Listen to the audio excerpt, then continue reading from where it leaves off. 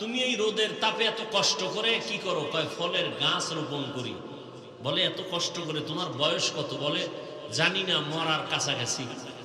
বলে তুমি যে কষ্ট করে ফলের গাছ রোপণ করতেছো, গাছ বড় হবে কবে, ফল হবে কবে, তুমি খাইবা কবে?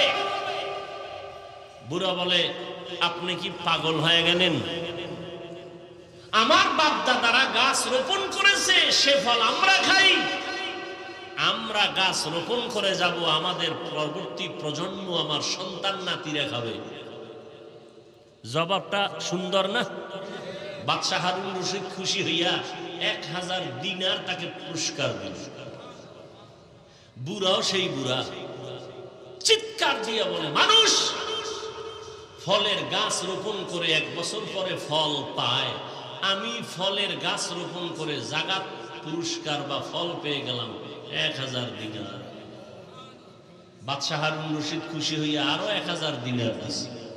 বুড়ায় কয়, মানুষ গাছ লাগাইয়া বছরে ফল পায় একবার, আমি নগদ পাইলাম 2 বার।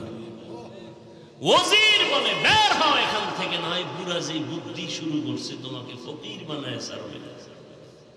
এখান থেকে কি উপদেশ আমরা পেয়েছি?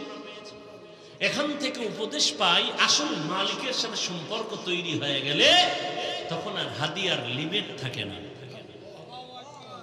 আল্লাহ বলেন, আমার সাথে সম্পর্ক যদি করো তাহলে এই পরিমাণ বেহিসাব রিজিক দিব, তোর 14 পুরুষ খেয়ে শেষ করতে পারবে না। হালাল রিজিকে বরকত। পুরান কথা, একটা কুকুর বাচ্চা দেয় 5টা 7টা, একটা গরু বাচ্চা দেয় 1টা। কয়টা? কতটা কুকুর জবাই হয় সোনার বাংলায় মানুষ খায়? গরু হাজার হাজার